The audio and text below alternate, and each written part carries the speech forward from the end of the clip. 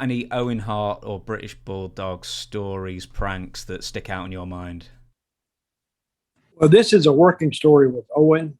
We were in Huntsville, Alabama, and I'm working with Owen and somebody else. And I had a partner, Moondog Rex, I think was his name, Randy Colley, I think it was. And he wanted to do a dive off the top rope to me on the floor.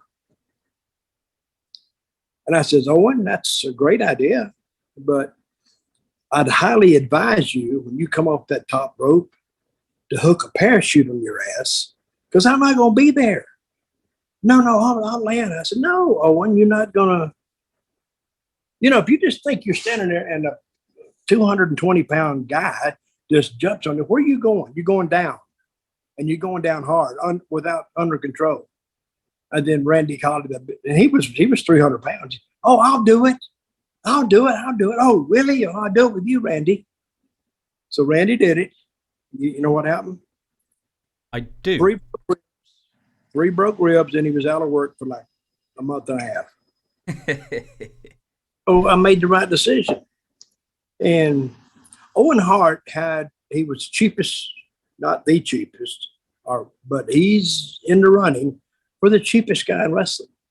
He could go on a trip for 3 or 4 days and actually come back off that trip with more money than he had before he left. And this was nobody, no draws or anything. Because he'd have fans in the town give him a ride. And then he would stay at the fans' house. And then the fans would buy him food on the road or fix him food at their house. And he didn't pay for anything. So if he left with, say, $500 in his pocket, when he come back, he would have $500 or more because he didn't spend any money. One of the cheapest guys ever in the history of the professional wrestling is cheaper than Mick Foley, and that's pretty cheap. They had a competition once, didn't they? Mick and Owen both had a competition once to see who could spend the least amount of money on the road during an entire loop. And don't remember who wins, but it came down to cents rather than dollars. Probably. And Mick was very, very cheap. But Owen was, I think, cheaper.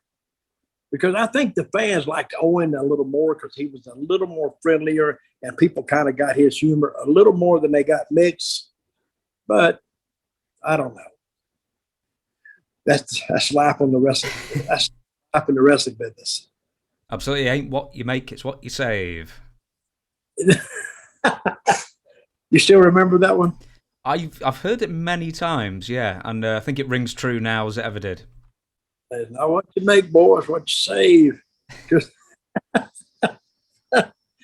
so that showed me that the guy that I heard it from, Nick Goulas, years ago in Tennessee, famous promoter, and he was a cheap bastard too. I mean, and he stole that line too. He didn't pay anything for that. It's not what you make, it's what you save. So. Fine words as well. I mean, it's even finer when you're underpaying somebody and then you say it as well. So I didn't hear that. What did you say? I said it's a good line to say to somebody when you're underpaying them and handing over the wage. Well, what he would do, Nick would get those Mexicans in there.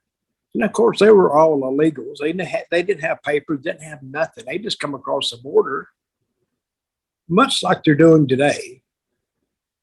And he would get them there and he would starve them to death. Then they didn't have any money to leave. So he had them coming and going.